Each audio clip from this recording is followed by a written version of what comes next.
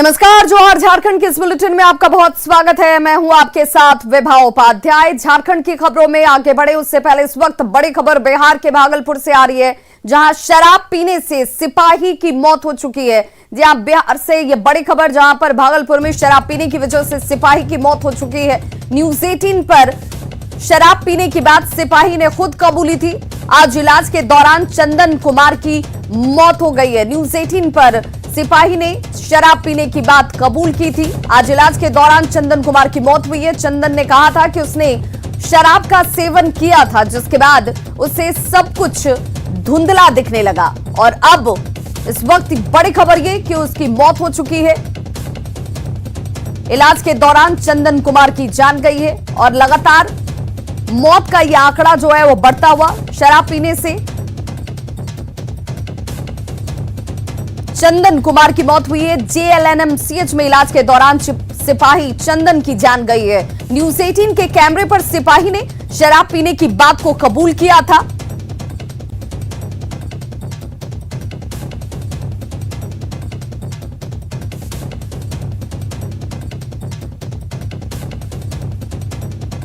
तो बांका के सिपाही चंदन कुमार की जान जा चुकी है और मौत से पहले न्यूज 18 पर उसने इस बात को कबूल किया था कि उसने शराब का सेवन किया था, जिसके बाद उसे सब कुछ धुंधला दिखने लगा।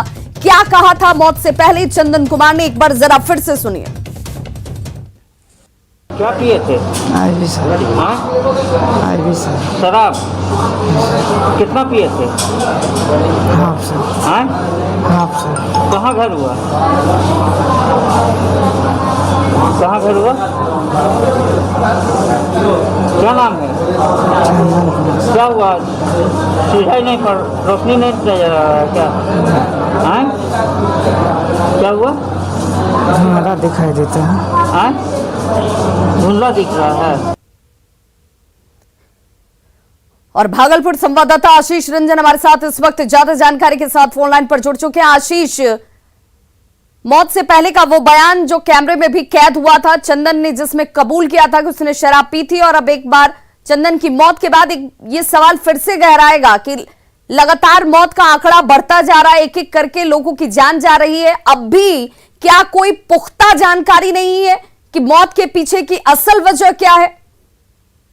देखिए विभाग, वहाँ पर जो कल रात में जो हम लोगों ने उनसे बयान लिया था चंदन से, वो जब बांका से उनको यहाँ लाया गया था तो उनके साथ 3-4 साथी थे, लेकिन हम लोगों ने किसी तरह से उनका बयान लिया था जिसमें साफ तौर पर उन्होंने ये कहा था कि उसने शराब का सेवन किया है और हाफ शराब पीने की बात कही थी उसने। और देर रात उसे जो है ICU में शिफ्ट कर दिया गया था, क्योंकि स्पेशल मामला था। इसको लेकर वहाँ मीडिया कर्मी को इसका तस्वीर ना खींच सके, वीडियो ना बना सके। उसके तुरंत बाद उसको ICU में शिफ्ट किया गया था, जहाँ पर उसे रात में डायलिसिस दिया गया। लेकिन सुबह के करीब जो है उसकी, जो यहाँ पर सूत्रों के अनुसार जो है उसकी मौत हो चुकी है। लेकिन अभी तक जो है सबको जो है ICU से नहीं निकाला गया है।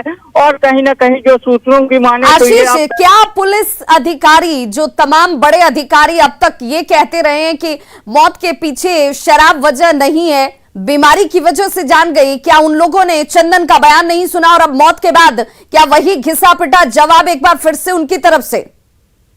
जी विवाह, देखिए अब जो तैयारी यहाँ सूत्रों के अनुसार मैं आपको बता दूं कि अब जो तैयारी यहाँ पर चल रही है वो चल रही है कि सस्पेक्टेड मौत इसे भी दिखा दिया जाए, और उसी की कवायद में जो है अस्पताल और प्रशासन के लोग लगे हुए हैं कि इसे भी सस्पेक्टेड मौत दिखाकर जो है पल्ला झाड़ लिया जाए और फिर से एक बार कहा जाए कि आशीष, आप इस वक्त कहाँ मौजूद हैं? जी मैं यहाँ पर अस्पताल के अंदर में ही हूँ। और आशीष, आपकी किसी डॉक्टर से बातचीत हो पाई? जी कल रात में ही अधीक्षक से मैंने बात किया था, तो कहा था कि देखिए वो जो जांच का विषय है कि सर क्या सेवन किया है, शराब का सेवन डायरेक्ट हम कैसे कर सकते हैं। लेकिन जब हमने पूछा था कि सर वो खुद शराब पीने की बात कर रही है, तो उनका साफ तौर पर कहना था कि और भी कई चीज हो सकती है। तो एक तरह से पल्ला झाड़ने की बात रात से ही शुरू हो गई थी।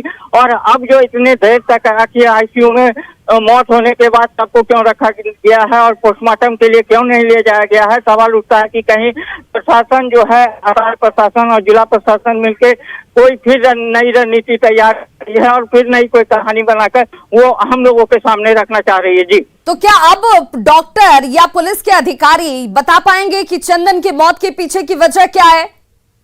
जी, अभी यहाँ पर बताने के लिए कोई नहीं है। बांका से कुछ पदाधिकारी सिपाही यहाँ पर आए हुए हैं, लेकिन कोई कुछ बोलने को तैयार नहीं है कि आखिर उनकी मौत किस तरह हुई है। लेकिन जो न्यूज 18 के कैमरे पर उन्होंने साफ तौर पर बयान में जाहिर किया है कि उसने शराब पी थी और हाफ पी थी, किस ब्रांड की पी थी इसका भी नाम बताया था कि IB जो होता है शराब वो पी थी।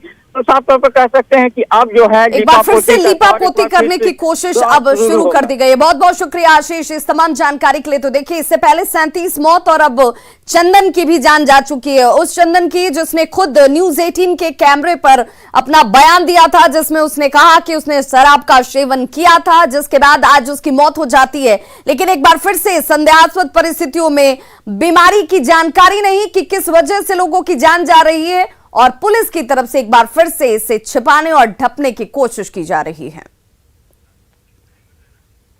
चारा घोटाले में सजा याफ्ता लालू प्रसाद और पूर्व मंत्री आर.के. राणा की तबीयत बिगड़ती जा रही है। रिम्स में इलाजरत दोनों का इलाज कर रहे डॉक्टरों की टीम की सलाह पर अब उन्हें दिल्ली एम्स के लिए भेजने की तैयारी शुरू हो चुकी है। क्रेटनिन बढ़ने से लालू की परेशानी इस वक्त बढ़ी हुई है।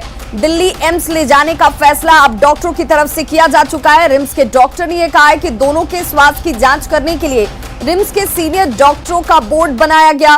बोर्ड में critical care medicine, ENT, surgery, cardiology और नेफ्रोलॉजी विभाग के HOD शामिल थे।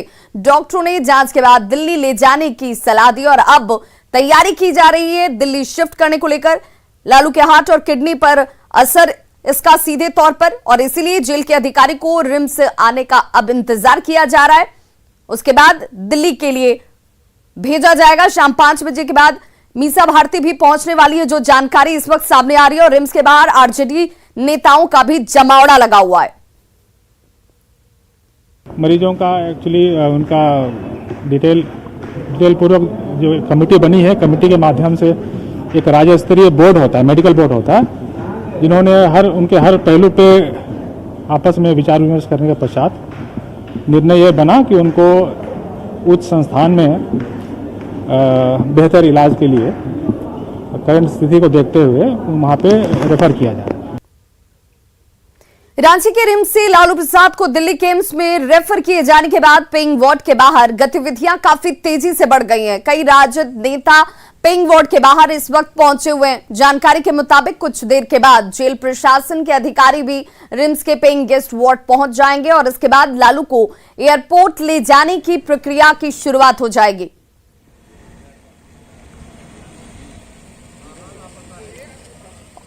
और रांची के रिम्स से हमारे संवाददाता संजय सिन्हा इस वक्त मौजूद हैं, लाइव हमारे साथ इस वक्त जुड़ते हुए। संजय, किस तरह की इस वक्त हलचल रिम्स के बाहर नजर आ रही है, क्योंकि कहा जा रहा है कि तकरीबन 5 बजे के आसपास मीसा भारती भी यहां पर पहुंचने वाली है।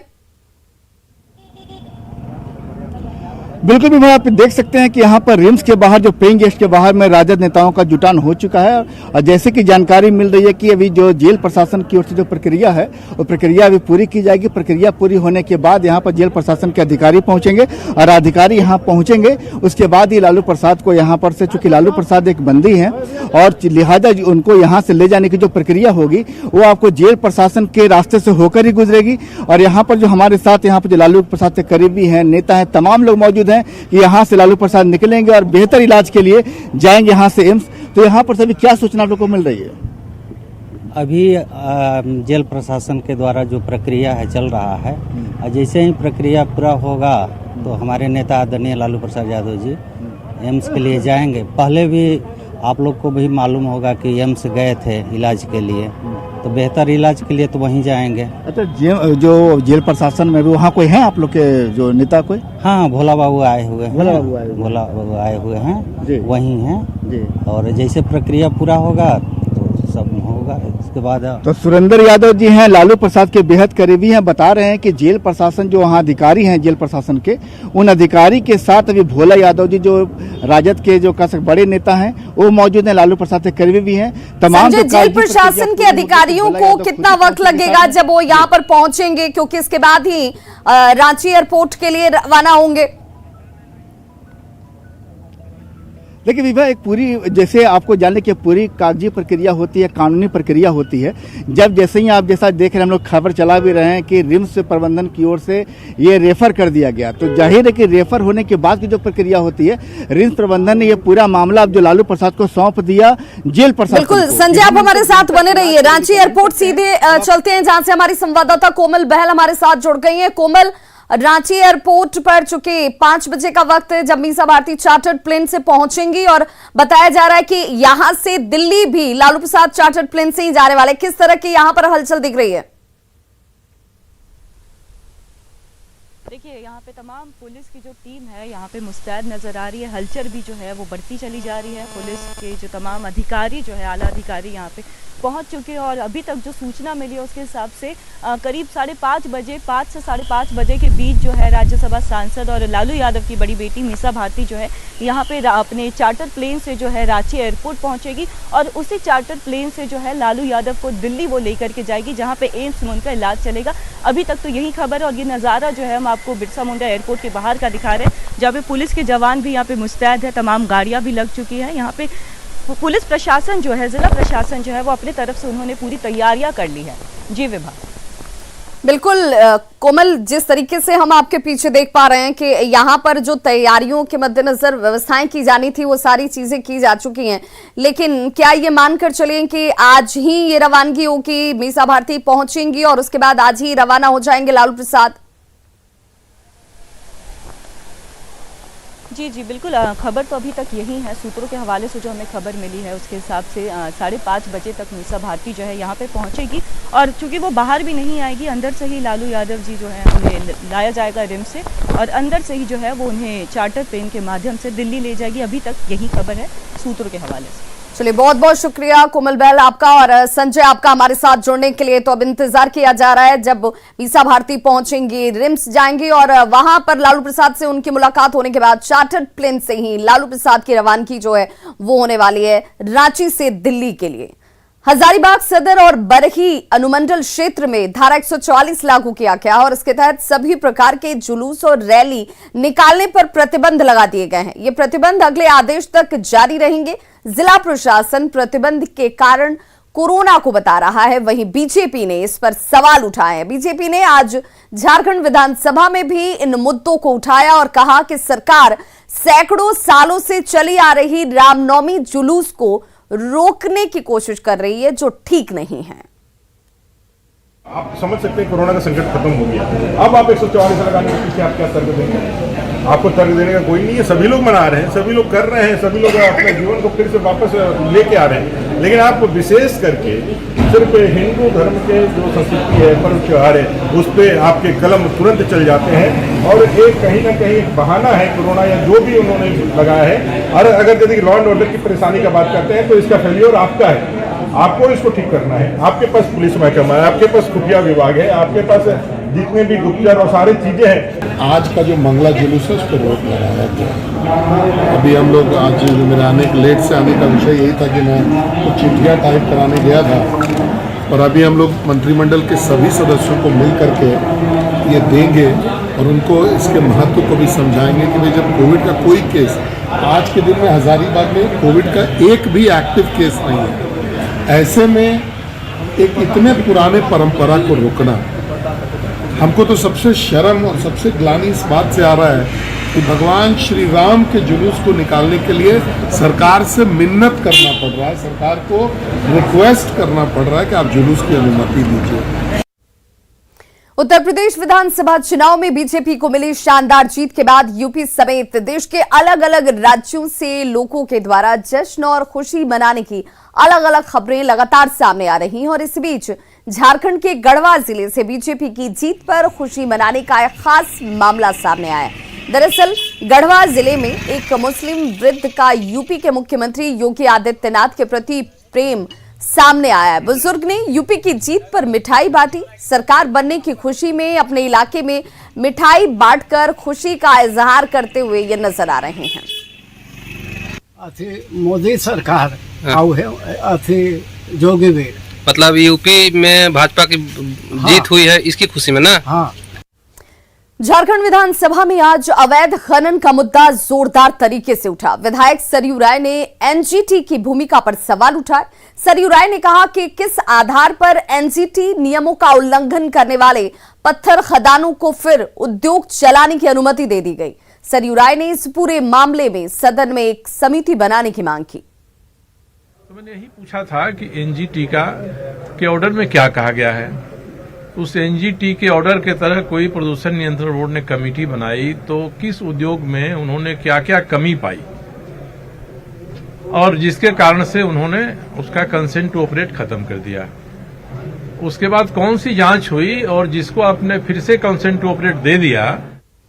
विश्व जल दिवस पर जल संरक्षण को लेकर रिलायंस फाउंडेशन ने अनोखी पहल की। देवघर के मोहनपुर प्रखंड में लोगों को पानी की किल्लत को रिलायंस फाउंडेशन ने दूर किया है, जिससे वहां के लोगों के चेहरे खिल उठे। रिलायंस फाउंडेशन ने रूपाडीह के जोगिया कनाली और जानकी गांव में एक चेक डैम का निर्माण करवाया, जिससे 3 गांवों को फायदा पहुंचा। अब ग्रामीण खेतों में आराम से सिंचाई कर पा रहे हैं। गांव में महिलाओं को